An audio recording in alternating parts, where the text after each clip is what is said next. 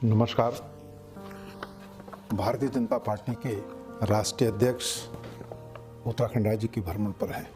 आज निश्चित रूप से उत्तराखंड का हर नागरिक भारतीय जनता पार्टी के अध्यक्ष से जो वादे उन्होंने उत्तराखंड के लोगों से किए थे, उन वादों के परिप्रेक्ष्य में अपनी बात रखना चाहता है। और इसी कड़ी में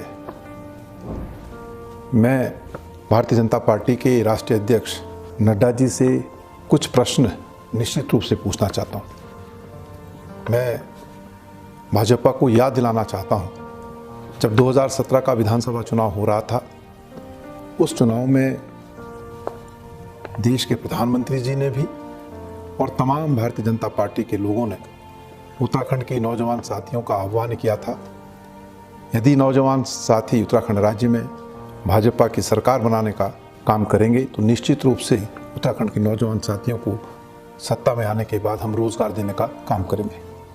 लेकिन बड़े खेद का विषय है कि आज उत्तराखंड राज्य देश के तमाम राज्यों में सबसे निचले पायदान पर खड़ा है और बेरोजगारी की दर सबसे ज़्यादा उत्तराखंड राज्य के अंदर है।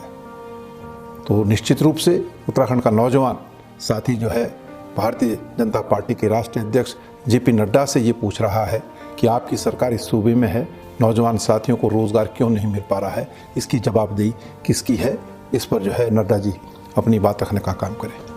दूसरी बात मैं कहना चाहूँगा कि जब 2017 का विधानसभा चुनाव हो रहा था, उस चुनाव में भी डबल इंजन की सरकार का वादा जो है केंद्र की सरकार ने किया था और किसानों से कहा था कि अगर किसान डबल इंजन की सरकार बनाने में सहयोग देंगे तो सत्ता में आते ही हम किसानों का ऋण माफ़ करने का काम करेंगे। 4.25 साल का कार्यकाल व्यतीत हो गया है, लेकिन आतिथ्य तक किसानों का ऋण माफ़ नहीं हुआ है। ये उत्तराखंड राज्य, जिस राज्य को हम देवभूमि कहते हैं, इस राज्य में लगातार किसान आत्महत्या करने का काम कर रहे हैं, लेकिन राज्य सरकार किसानों के हितों पर लगातार कुठाराघात करने का काम कर रही है। और वर्तमान समय में पूरे देश के किसान आंदोलनरत हैं, सड़कों पर उतरे हुए हैं। तो मैं चाहूँगा कि किसानों से जो वादा चुनाव के वक्त किया गया था, उस वादे को सत्ता में बैठे हुए लोग कब पूरा करेंगे। मैं राष्ट्रीय अध्यक्ष से अपेक्षा करता हूं कि वो निश्चित रूप से उत्तराखंड के किसानों का और देश के किसानों का इस बात का भी जवाब देने का काम करेंगे। तीसरा महत्वपूर्ण बात है कि इस सरकार ने वन रैंक वन पेंशन की बात पूरे देश के अंदर करने की बात कही। ये उत्तराखंड राज्य जो सैनिक बाहुल्य राज्य है, इस राज्य से सेना में अधिकतर प्रत्येक या तीसरे परिवार से एक ना एक व्यक्ति सेना में है और देश की सीमाओं की सुरक्षा करने का दायित्व वो उठाते हैं। और देश की सीमाओं की सुरक्षा करते हुए इस उत्तराखंड राज्य के कई सेना के सैनिकों ने, अधिकारियों ने अपना योगदान देते हुए अपने प्राणों की आहुति देने का भी काम किया है। तो वन रैंक वन पेंशन का जो वादा किया गया था, आतिथ्य तक लागू नहीं हो पाई है और इससे लगभग 30 लाख सेना के लोग जो है प्रभावित हो रहे हैं। इस पर भी मैं चाहूँगा, क्योंकि ये सैन्य बाहुल्य प्रदेश है, तो निश्चित रूप से हम राष्ट्रीय जो भारतीय जनता पार्टी के अध्यक्ष हैं उनसे पूछना चाहते हैं कि वो स्पष्ट करें कि वन रैंक वन पेंशन का जो जुमला उन्होंने दिया, वो जुमला आज तक पूरा नहीं हो पाया है। इस पर जो है निश्चित रूप से सरकार की जवाबदेही है, लेकिन सरकार इस विषय में मौन धारण किए हुए है। चौथा महत्वपूर्ण जो प्रश्न है वो है भ्रष्टाचार का। इस सूबे के अंदर जब भारतीय जनता पार्टी की सरकार बनी, सरकार गठन के बाद प्रदेश के मुख्यमंत्री ने जब पहली प्रेस कॉन्फ्रेंस की, तो उस प्रेस कॉन्फ्रेंस में मुख्यमंत्री जी ने कहा कि भ्रष्टाचार पर जीरो टॉलरेंस हमारी सरकार का रहेगा और साथ ही साथ ये वादा भी उत्तराखंड के लोगों से किया था कि 100 दिन के अंदर हम लोकायुक्त लाने का काम करेंगे।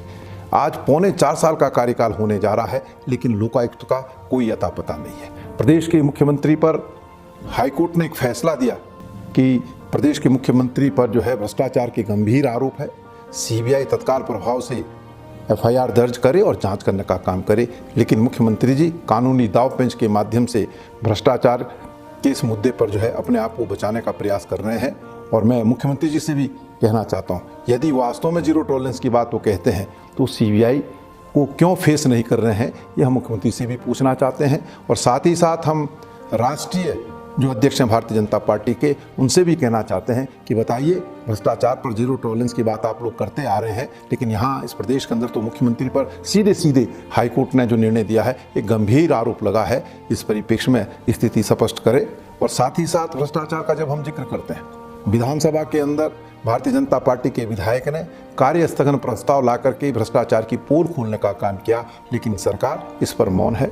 NH-74 की CBI जांच का वादा किया था, सदन के अंदर खड़े होकर के मुख्यमंत्री जी ने कहा था कि NH-74 की हम CBI जांच करेंगे।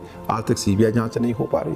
पूरी की पूरी सरकार सर से पांव तक भ्रष्टाचार में डूबी हुई है और इस सरकार को खनन माफिया, शराब माफिया संचालित करने का काम कर रहे हैं। पांचवा जो प्रश्न है वो बहुत महत्वपूर्ण है। सत्ता में बैठे हुए लोगों ने जब देश का चुनाव हुआ तब भी कहा था कि बहुत हुई महंगाई की मार, अब की बार भाजपा सरकार। और जब उत्तराखंड राज्य का 2017 में विधानसभा चुनाव हुआ तो इसी नारे को जो है दोहराने का काम किया। लेकिन आज हम नड्डा जी आपसे पूछना चाहते हैं, क्या देश के अंदर महंगाई कम हुई? क्या उत्तराखंड राज्य के अंदर महंगाई कम हुई? जिस गैस के सिलेंडर को हम 400 पर छोड़ के गए थे, आज वो गैस का सिलेंडर आम जन को 800 रुपये में मिल रहा है। पेट्रोल डीजल के दाम आसमान छू रहे हैं। गरीब आदमी जब बाजार जाता है तो ना वो दाल खरीद सकता है, ना सब्जी खरीद सकता है। एक प्याज उसके हाथ में थी, उसको भी छीनने का काम सत्ता में बैठे हुए लोगों ने किया है। एक और गरीब व्यक्ति पर कोरोना की महामारी और ऊपर से महंगाई की मारी है और गरीब आदमी का जीना दुर्लभ है। इन तमाम प्रश्नों के उत्तर निश्चित रूप से उत्तराखंड की जनता भारतीय जनता पार्टी के जो राष्ट्रीय अध्यक्ष आए हैं उनसे पूछ रही है।